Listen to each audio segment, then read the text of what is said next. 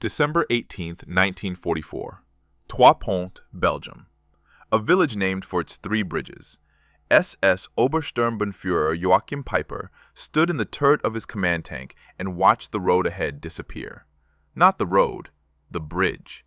The Meuse River bridge that his entire column needed to cross in the next 60 seconds had just detonated in a column of smoke and stone. When the debris settled, Peiper raised his binoculars. On the far bank, through the haze, he could see the men who had done it. They were already pulling back. No infantry insignia, no anti-tank guns, no armored vehicles. They carried demolition packs and carbines. They were engineers. Peiper's lead tanks fired at the retreating figures. His gunners hit nothing that mattered. The bridge was gone. The route west, the fast road to the Meuse River, the road his entire offensive depended on, was closed. He ordered his column north, looking for another crossing. His tanks turned onto a narrow road, and within 400 yards, they hit a wall of mines that his scouts hadn't detected. Someone had laid them in the last hour. While his crews cleared the mines, Peiper received word that a second bridge, the one over the Somme south of town, had also been blown. Same kind of men, same result.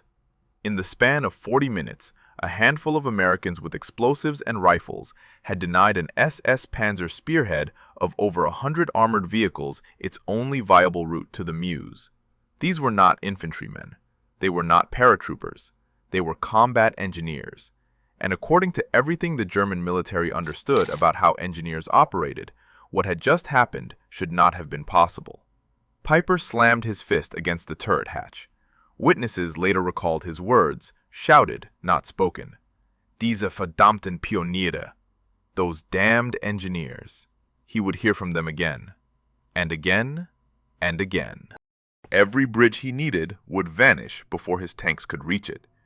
Every roadblock he encountered would be manned by men who were supposed to be building things, not fighting. And by the time Kampfgruppe Peiper ground to a halt in the village of La Glaise 6 days later, out of fuel, out of ammunition, forced to abandon over 100 vehicles and escape on foot through the forest, it would be clear that the men who broke his offensive were not infantry, not armor, not artillery. They were the men the German army had been trained to ignore. If this story helps you see World War II from an angle you haven't considered before, a like and a subscription help it reach other viewers who care about getting the history right. Here is the question at the center of this story, and it is not a simple one. Why did the German military, an army that had its own combat engineers, that understood the value of Pioniere, that had used them as assault troops since 1917, never anticipate that American engineers would operate the way they did? It was not ignorance. German Pioniere were among the most respected soldiers in the Wehrmacht. Their lineage ran straight back to the Sturmtruppen of the First World War, the original stormtroopers who breached trenches with flamethrowers and demolition charges at Verdun and the Somme. By 1939, the Pioniere were, in the words of their own doctrine, first and foremost assault troops, and construction workers second. They blew open fortifications. They threw bridges under fire. They were tough, skilled, and feared. So the Germans knew exactly what engineers could do in combat. They had written the book on it. But that book contained a rule so deeply embedded that no one in the Wehrmacht ever thought to question it. And that rule was this: engineers serve the infantry. They open the door. The infantry walks through. Engineers do not hold ground. Engineers do not make tactical decisions on their own. Engineers do not fight without infantry beside them. Without infantry, engineers are a construction detail, dangerous to approach perhaps, but not a combat force. The American army had a different rule, and what made it invisible to the Germans was that, on paper, it looked almost identical. American Field Manual 21-105, issued June 1943, described the combat engineer's mission in 3 parts: mobility, counter-mobility, and, when necessary, fighting as infantry. That last phrase, when necessary, looked like a footnote, a contingency, something that might happen once or twice in an emergency. The Germans read it that way. They assumed American engineers, like their own Pioniere, would always operate under infantry command, always in support, always behind the first wave. They were wrong. And the reason they were wrong would cost them bridges, roads, towns, and ultimately an entire offensive. But to understand how a footnote in a field manual became a weapon that the Wehrmacht had no answer for, you need to see where that weapon was forged. And it was forged in a place the Germans never saw, because it happened before a single American engineer set foot in Europe. To understand what the Germans missed, you need to understand what they saw when they looked at their own engineers, and more importantly, what they assumed when they looked at everyone else's. In the German system, a Pioniere was a specialist. He trained longer than a regular infantryman. He carried equipment the infantry didn't carry: flamethrowers, shape charges, inflatable boats, bridging sections. He was attached to infantry divisions, but he did not command infantry operations. When a fortified position needed breaching, the Pioniere went forward, blew the door open, and stepped aside. The infantry poured through. When a river needed crossing, the Pioniere built the bridge. The infantry crossed. The roles were clean. The hierarchy was clear. Engineers enabled. Infantry decided. This system worked. It had worked since 1917. And because it worked, the Germans assumed it was universal, the way any competent army would organize its engineers. Specialists support generalists. Tools serve the hand that wields them. Remember that assumption. It is the crack in the foundation, and everything that follows will fall through it. June 6, 1944, Omaha Beach, 6:32 in the morning. The first American soldiers to touch the obstacles on Omaha Beach were not infantrymen.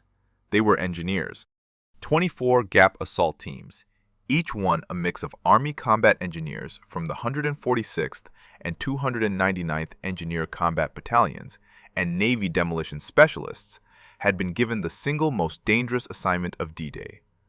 Land in the first wave, wade through surf under direct machine gun fire, reach the steel and concrete obstacles that Rommel's workers had planted across the tidal flat, attach explosive charges, and blow 16 50-yard gaps before the rising tide drowned the obstacles and trapped every landing craft behind them. They had 27 minutes to do it. Think about that number for a moment. 27 minutes in chest-deep water under aimed fire from fortified positions on the bluffs above to set, wire, and detonate enough explosives to clear a path for an entire invasion force. No suppression.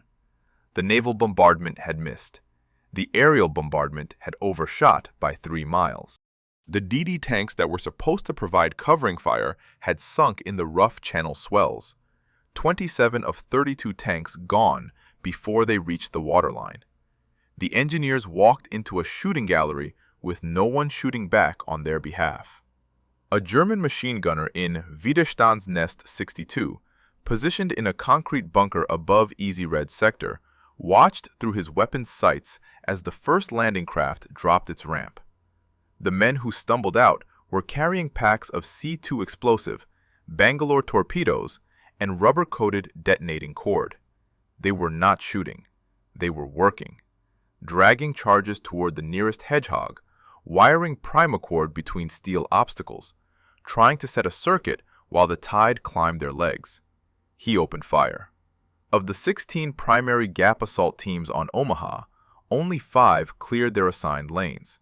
3 more blew partial gaps. 8 teams were destroyed, scattered, or rendered ineffective before they could set a single charge. Casualties across the engineer force exceeded 40% by mid-morning. On some sections of the beach, engineer losses ran higher than the infantry landing beside them. And here is the fact that matters for the rest of this story. Not a single one of those engineer teams waited for infantry to secure the beach before beginning their work. They landed in the kill zone, walked into aimed fire, and started placing charges. Not because they were brave, although they were, but because their mission required them to act before the infantry could act. In the German model, this sequence was backwards. Engineers followed infantry. Engineers worked in spaces the infantry had already cleared. Engineers did not go first. On Omaha Beach, engineers went first, and they went first by design. By the end of June 6th, The engineers of those shattered gap assault teams had cleared 13 gaps through the obstacle belt. The beach was open. The invasion could continue. But the cost was staggering, and here is a number worth holding in your mind. On D-Day alone, engineer casualties on Omaha Beach were proportionally higher than those of any infantry regiment in the first wave. The men who suffered most on that beach were not called infantry, they were called engineers, and the German defenders who watched them through their gun sights that morning had no way of knowing they were witnessing the first public demonstration of something their own army had no equivalent for, an engineer force that did not wait for permission, did not wait for cover, and did not wait for infantry to go first. But Omaha was just the door. What lay beyond it, the hedgerows of Normandy, the forests of the German border, the rivers of the Rhineland, would demand something from American engineers that went far beyond clearing beach obstacles under fire. It would demand that they pick up rifles and fight, not as a contingency, not as an emergency, as a way of life. And the first place that demand became impossible to ignore was a forest so dark and so lethal that the soldiers who survived it gave it a name the Army never used in official reports. They called it the Death Factory. September 19, 1944, the Hürtgen Forest, German-Belgian border. The trees were so dense they interlocked overhead. At ground level, where a man crawled on his belly, there was just enough space to move, but not enough to see. A soldier could walk 3 feet from his foxhole and vanish. Entire companies disappeared into the green darkness and were not heard from for hours. Artillery shells hit the treetops and exploded downward, turning branches into wooden shrapnel that killed men who thought they were behind cover. The Germans had spent years preparing this forest. Minefields, thousands of them, covered every trail, every clearing, every approach to every pillbox. And the pillboxes were everywhere. Concrete, steel-doored, with interlocking fields of fire, designed so that attacking one meant exposing your flank to 2 others. Into this went the 9th Infantry Division, and with them, carrying flamethrowers and satchel charges strapped to their backs, went the men of the 15th Engineer Combat Battalion. Their assignment was straightforward on paper: clear the mines, breach the obstacles, open the route for the infantry. The kind of work engineers had always done. But the Hürtgen Forest did not allow the clean separation of roles that doctrine prescribed. You could not clear mines from a trail when a machine gun 200 yards ahead was firing down that trail. You could not breach an obstacle when the pillbox covering it had a clear sight line to your position. And infantry could not advance to suppress those positions because the minefields between them and the enemy were the very minefields the engineers hadn't yet cleared. The sequence the German model depended on, infantry secures, engineers work, collapsed in the first hour. So the engineers of the 15th did something that would have baffled a German Pioniere officer. They stopped waiting. A squad leader whose name appears only as Sergeant K in the battalion's after-action report took 4 men forward with a flamethrower and 2 satchel charges. They crawled through 200 yards of forest floor, probing for mines with bayonets, 1 stab every 6 inches, feeling for the resistance of a casing buried in the mud. It took them 90 minutes to cover the distance. When they reached the first pillbox, the sergeant put a burst of flame into the firing aperture. The crew inside stumbled out, blind and choking. The engineers took them prisoner, set a charge against the steel door, and blew it. Then they moved to the next one. They were not following infantry. There was no infantry ahead of them. They were the point of the spear, and the spear was made of engineers. Over the next 6 weeks, the 15th Engineer Combat Battalion neutralized 125 fortified pillboxes under direct enemy fire. They lifted 1,352 mines. They defused 100 booby traps. These are not the numbers of a support unit working behind the front line.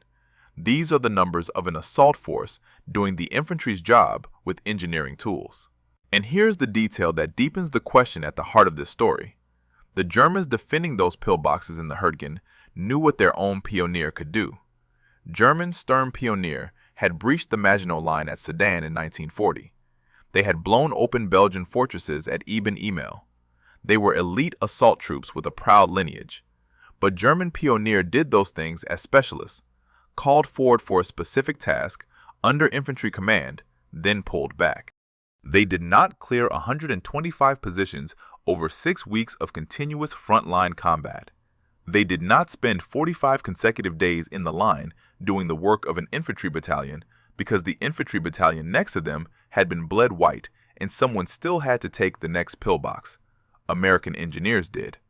Not because they wanted to, because the forest demanded it, and because their training, that quiet footnote in Field Manual 21-105, fight as infantry when necessary, turned out to mean something the Germans had never imagined.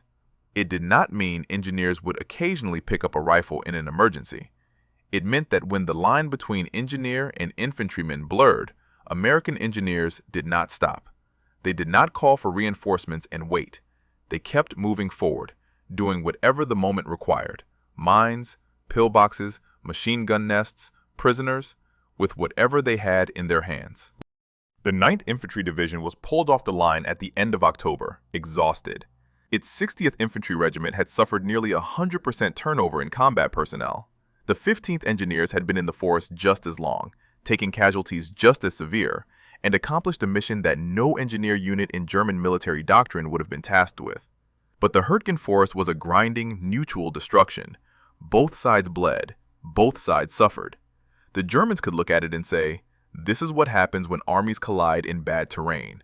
Ugly, costly, but comprehensible. What happened next was not comprehensible. Not to the Germans, not to any army that believed engineers were a tool wielded by infantry commanders. Because on December 16, 1944, when 3 German armies smashed through the Ardennes in the largest offensive the Wehrmacht had launched since 1941, the men who stood in the path of the most dangerous panzer column in the entire attack were not infantrymen. They were not tank crews. They were not paratroopers. They were 600 engineers with carbines, machine guns, and enough explosives to reshape the landscape of eastern Belgium. And there was no infantry behind them, no armor on the way, no air support above, just engineers, alone, making decisions that would determine whether the German offensive reached the Meuse River or died in the forest. December 16, 1944, Malmedy, Belgium, 5:30 in the morning. David Pergrin was 27 years old. He had been a civil engineering student at Penn State 3 years earlier, the kind of young man who played football on Saturdays and presented his senior class gift, a 14-ton limestone lion, on the campus lawn. Now he commanded 600 men of the 291st Engineer Combat Battalion, and on that frozen December morning, his battalion was scattered across eastern Belgium, doing what combat engineers did between offensives, patching roads, maintaining supply routes, waiting. At 5:30, the eastern horizon lit up. A rolling barrage, the heaviest artillery bombardment the Western Front had seen since D-Day, tore through the American lines along an 80-mile front. 3 German armies, over 200,000 men, 28 divisions, hit a section of the line held by 4 exhausted American divisions that First Army had placed in the Ardennes precisely because nothing was supposed to happen there. Nobody told Pergrin what was happening. That is important. No order came down from regiment, from division, from corps. The communications net was shredded in the first hour. Units that had been in contact with headquarters went silent. Others reported German tanks where German tanks could not possibly be, and then stopped reporting entirely. Pergrin's information came from what he could see and what he could hear. The sound of armor to the east, the growing stream of American vehicles and soldiers moving west through Malmedy, and the faces of the men in those vehicles. They were not retreating in order, they were running. By mid-morning on December 17th, Pergrin had pieced together enough fragments to understand the shape of the disaster. A massive German armored force was driving west.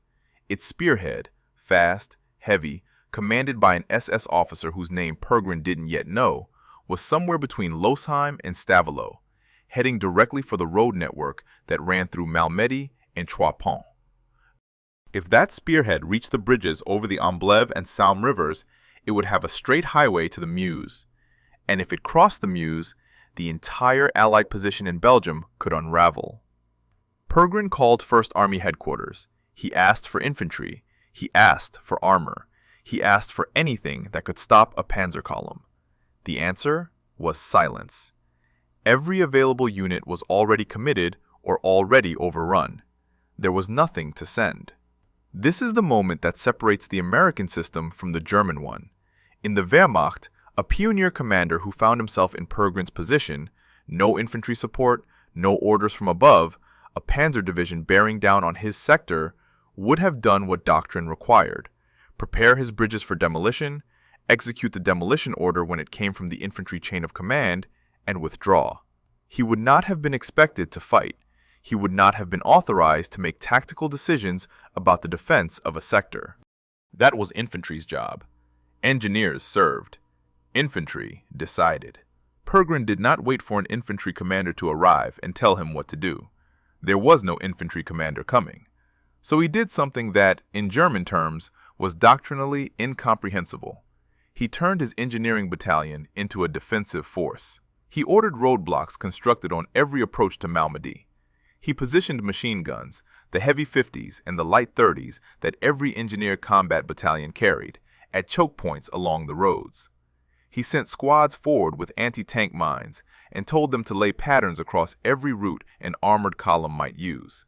He wired every bridge in his sector for demolition. And then he told his men to hold. 600 engineers, carbines, machine guns, bazookas, and explosives. No tanks, no tank destroyers, no artillery support, against the strongest armored spearhead in the entire German offensive. That afternoon, a sergeant from Pergrin's battalion was checking a road south of Malmedy when he found 3 American soldiers staggering through the snow. They were wounded, they were incoherent. One had been shot in the back. When they could finally speak, they told a story that traveled up the chain of command and eventually reached the world. They had been part of Battery B, 285th Field Artillery Observation Battalion, a convoy of lightly armed soldiers captured by SS troops at the Bonnier crossroads. The Germans had assembled them in an open field and opened fire with machine guns. 84 Americans were murdered. These 3 had survived by lying still under the bodies of their friends. The Malmedy massacre changed something in Pergrin's men. It did not make them angrier, or, if it did, the anger was cold and quiet. What it did was eliminate any remaining question about what they were doing in Malmedy. They were not a construction detail waiting for real soldiers to arrive. They were the defense, the only defense. And the enemy coming toward them had just demonstrated that surrender was not an option. Pergrin sent a message to every company commander in his battalion. It was not an engineering order. It was a combat order. Hold your positions. Blow every bridge on my command. Fight as infantry. No withdrawal.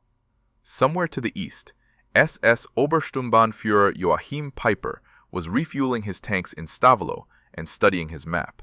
His route ran through Trois Ponts, 3 bridges, good roads on the far side, and then a fast drive to the Meuse. His intelligence summary told him what lay between his column and those bridges: American rear area units, supply troops, engineers. Nothing, in other words, that could fight.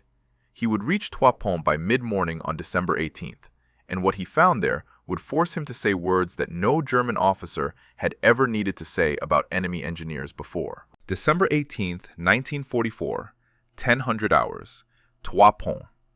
Colonel Robert Anderson of the 1111 Engineer Combat Group had been tracking Peiper's route since the previous afternoon. Every scrap of information, refugees, retreating soldiers, radio fragments, pointed to the same conclusion. The SS column had crossed the Amblève at Stavelot that morning. The bridge there was intact. The Germans had taken it before anyone could destroy it. Now they were 4 miles east, coming fast, and the only thing between Peiper's panzers and the 3 bridges at Trois Ponts was Anderson's 65 engineers from Company C of the 51st Engineer Combat Battalion. 65 men, against over 100 armored vehicles. Anderson had no illusions about holding the town. He had one objective: make sure Peiper could not use those bridges. His engineers had been wiring explosives to the span since before dawn. necklace charges of TNT against the stone abutments, detonating cord threaded through the structural members, electric firing circuits run back to covered positions on the far bank. The question was not whether the bridges would blow. The question was whether his men would have the nerve to wait long enough, let the lead tanks get close enough to commit to the crossing, and then fire the charges before those tanks rolled over them. At 11:15, the first Panther crested the hill east of town, then a second, then a long column of armor stretching back out of sight towards Stavelot. A 57mm anti-tank gun positioned near the railroad underpass fired at the lead Panther. The round grazed the turret, not enough to stop it, but enough to make the column pause. The German commander fired back. One shell. The anti-tank gun went silent. But those few seconds were all the engineers needed. The wounded American gunner stumbled back into town and shouted a warning. Seconds later, the Amblev bridge erupted. Stone, steel, and smoke punched into the sky. When the debris settled, the road to the west, the fast road, the good road, the road Piper's entire timetable depended on, was a gap of open water. Piper swung his column south toward the Salm River bridge. It was already gone. Anderson's men had blown it while the sound of the first detonation was still echoing off the hillsides. Now pay attention to what happened next, because this is where the German model broke completely. Piper did what any good armored commander would do. He improvised. He turned his column north, looking for another crossing point. His maps showed a bridge at Chenot, and beyond that, another at Havimont, over the Lienne Creek. If he could cross at either point, he could loop west and still reach the Meuse. He found the Chenot bridge intact. His tanks crossed. American fighter bombers caught the column on the far side and strafed it, but Piper pushed through. By late afternoon, he was approaching Havimont. And here is where the story delivers its second punch. Because the men waiting at Havimont were not from Anderson's group. They were not from Pergrin's battalion. They were a different squad entirely. Engineers from another unit, scattered across Belgium in the chaos of the offensive, who had looked at their maps, looked at the roads, and made the same calculation Anderson had made, the same calculation Pergrin had made. If the Germans need bridges, destroy the bridges. Don't wait for an order. Don't wait for infantry. Act. The squad at Havimont wired the Lienne Creek bridge and waited. When Piper's lead tanks appeared on the road, close enough that the engineers could see the crew commander in his turret, they blew the charge. The bridge vanished. Piper's binoculars went flying from the concussion. This is the moment he slammed his fist and shouted what had become, by now, a refrain. Those damned engineers. But it was not the words that mattered. It was what the words revealed. Piper was not frustrated by one blown bridge. He was confronted by a phenomenon his training had not prepared him for. Everywhere he turned, at every river crossing, at every choke point, engineers, not infantry, were making the decisions that shaped his movement. They were not following orders from a distant headquarters. They were reading the terrain, anticipating his route, and acting on their own authority.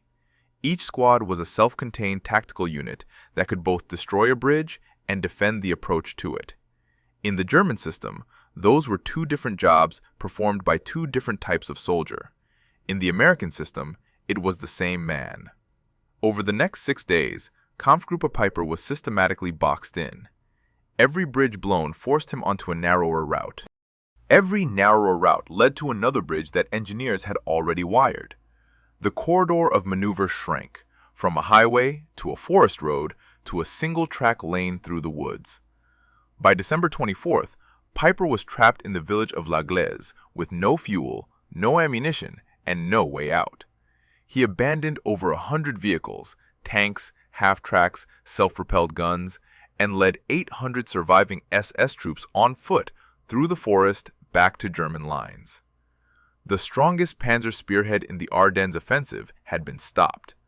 Not by a division, not by an armored counterattack, not by the Air Force, by scattered companies of engineers who had done something the German military had no name for. They had fought a mobile defensive campaign, making strategic decisions at the squad level, without infantry command, without armor support, and without a single order from above telling them to do what they did. But the story of what American engineers could do was not finished. Because the same men who had destroyed bridges to stop the Germans were about to face the opposite problem, and it would require something even the Ardennes had not tested. They would need to keep a bridge alive.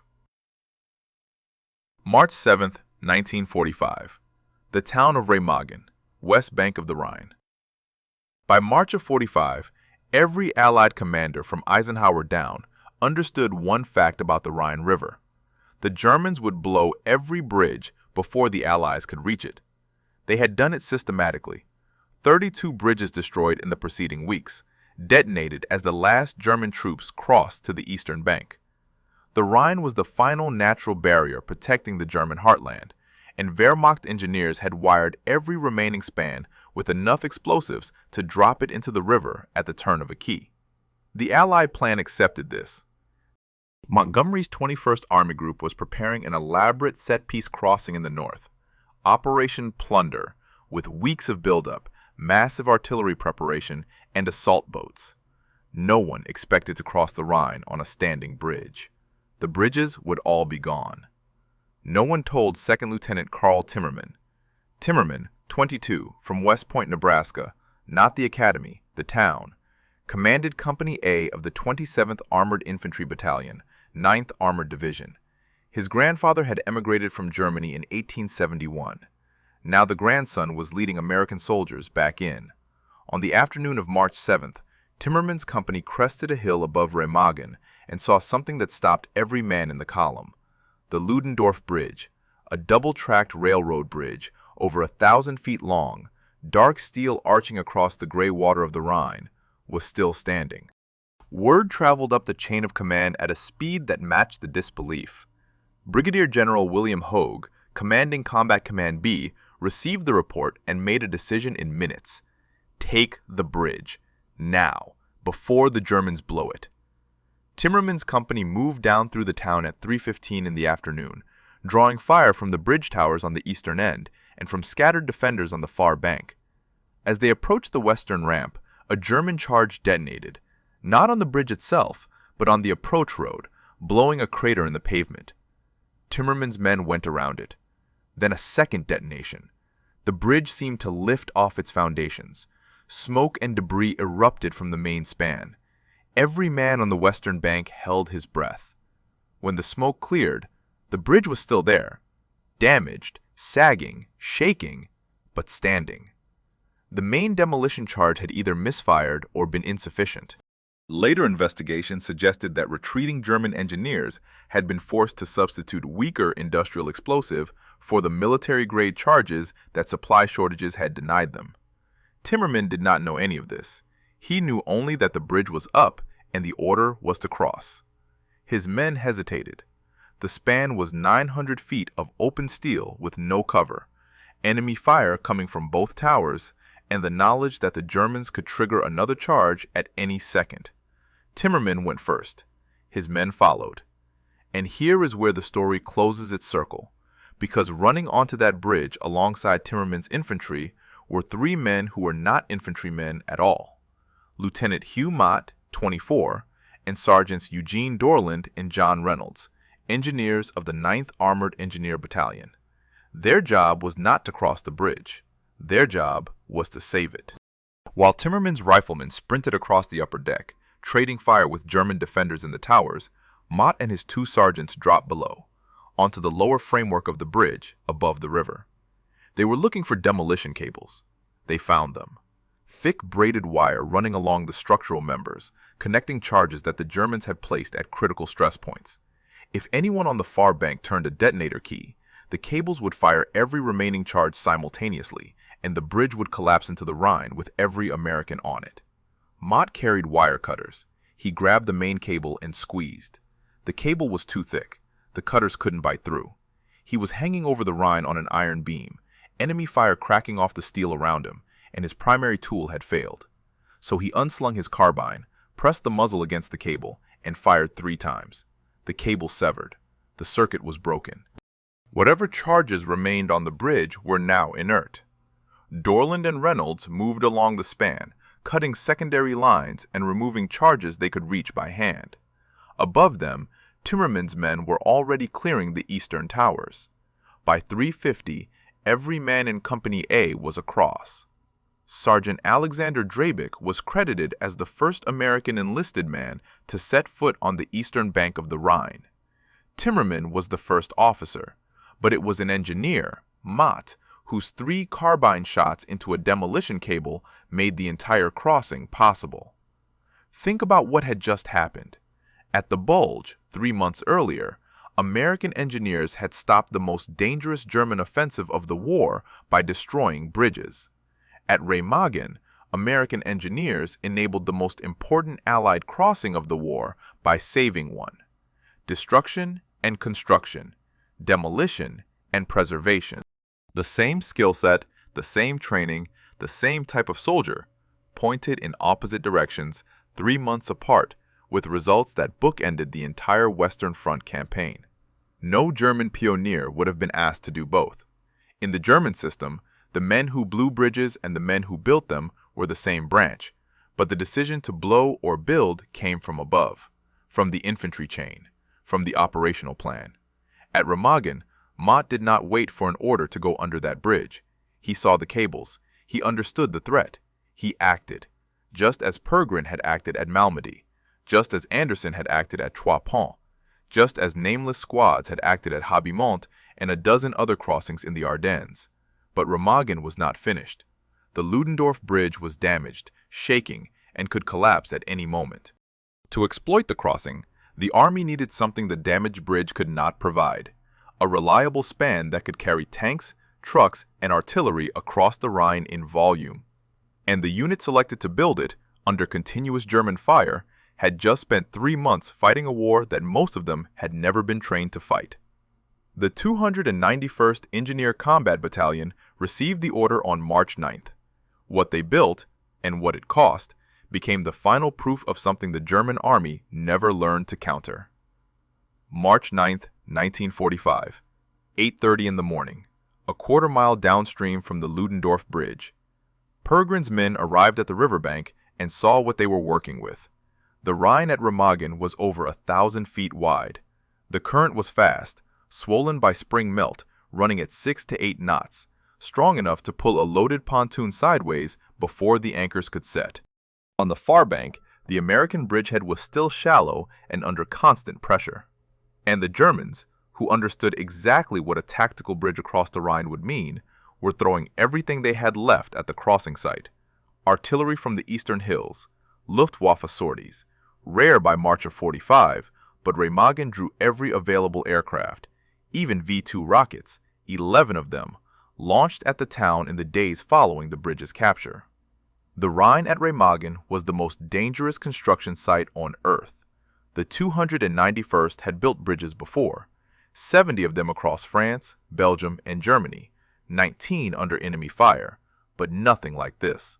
The treadway bridge they were ordered to construct, a floating roadway of steel pontoons and prefabricated deck sections, would need to span 1,032 feet of open river, while German observers on the high ground called in fire on every section as it was pushed into the current.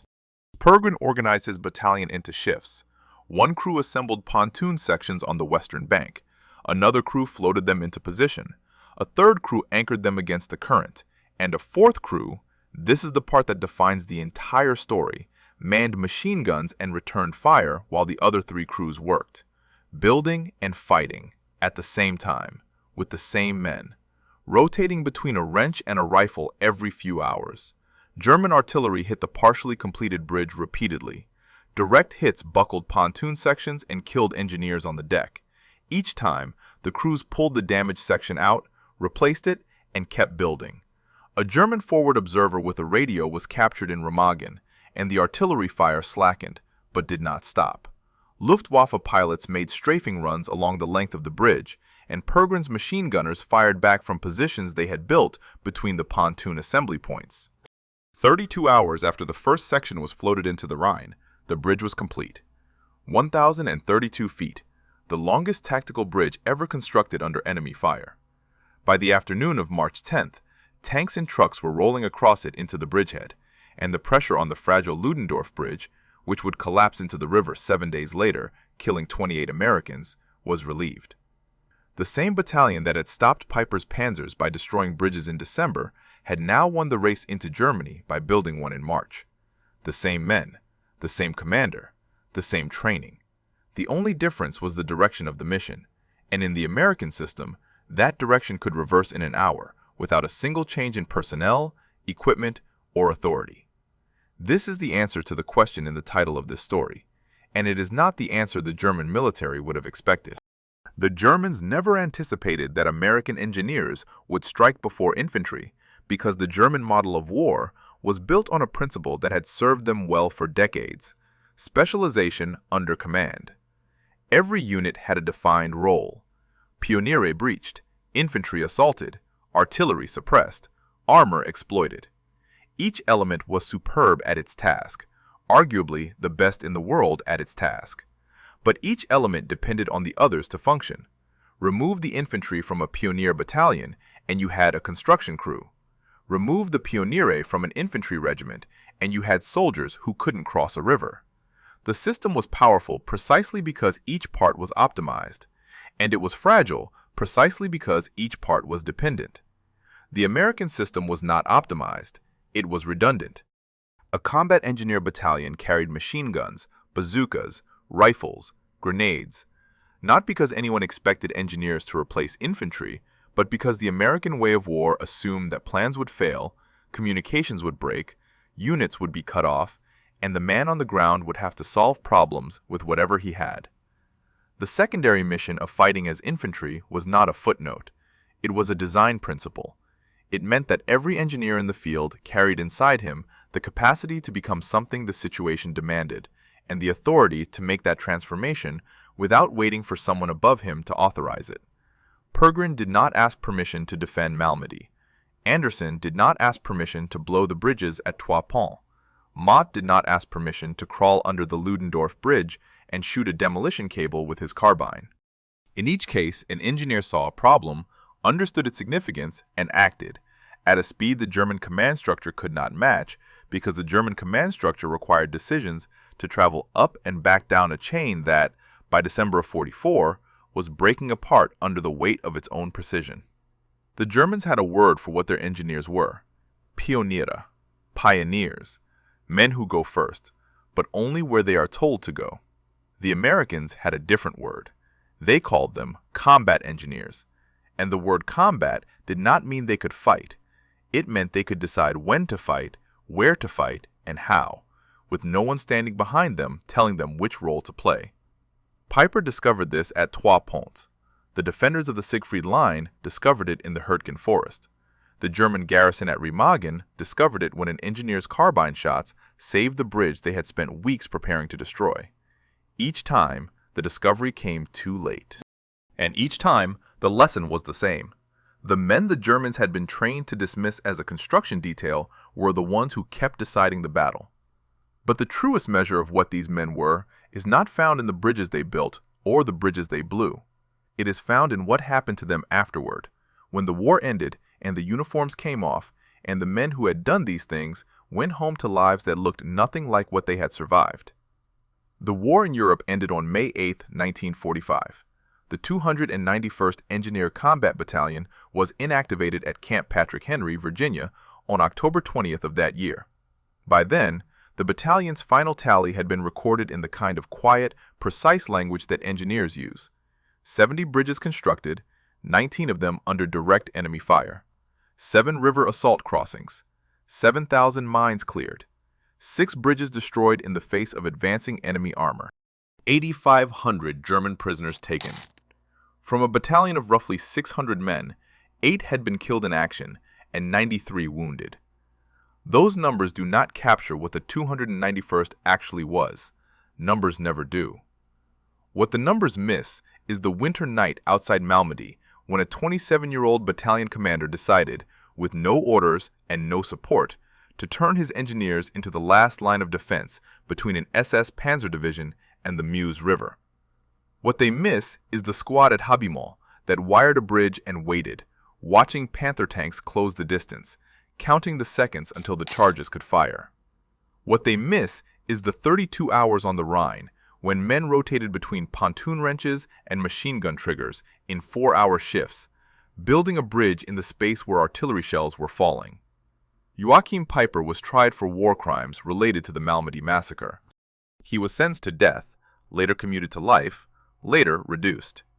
He was released from Landsberg prison in 1956. He moved to France under a false identity. In 1976, his house was firebombed.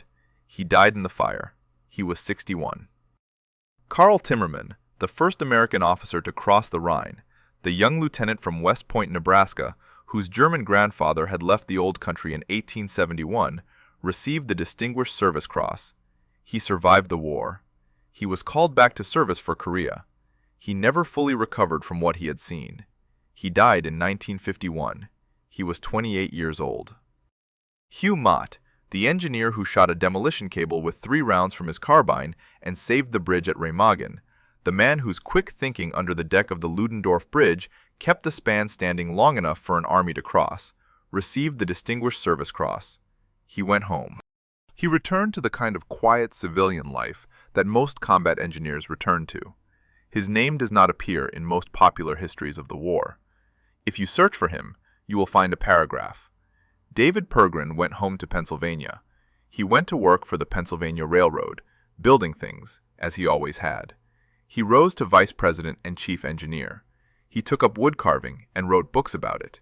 He also wrote a book about the 291st. He called it First Across the Rhine. It was published in 1989, 44 years after the bridge at Remagen, and it is one of the finest first-person accounts of combat engineering ever written. In 1988, Penn State gave him their Outstanding Engineer Award, the same university where he had played football and presented the Nittany Lion statue as a 22-year-old senior who had no idea that within 3 years he would be commanding 600 men in a war that would ask him to be a builder, a fighter, and a leader all at once, often in the same hour. Pergrin died on April 7, 2012. He was 94. He had outlived almost every man he had commanded.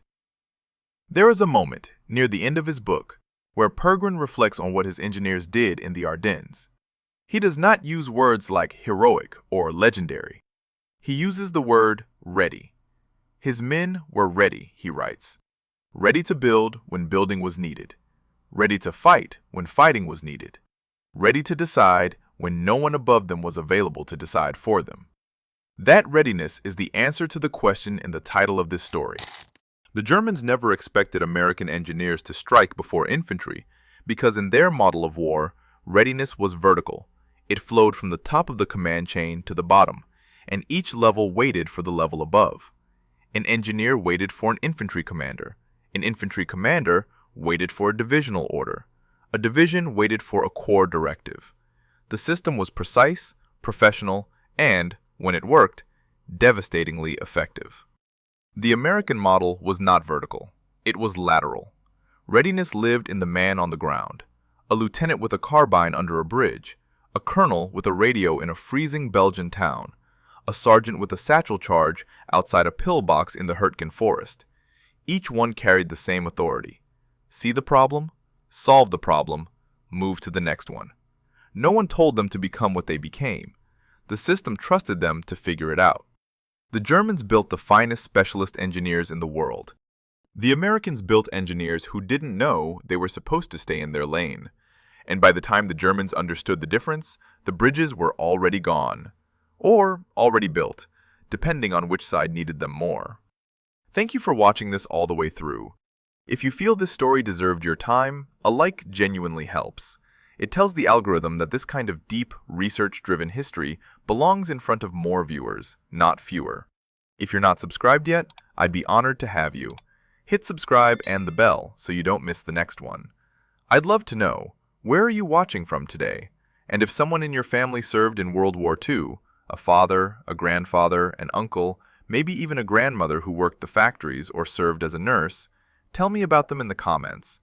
These stories matter because those people mattered. I'll see you in the next one.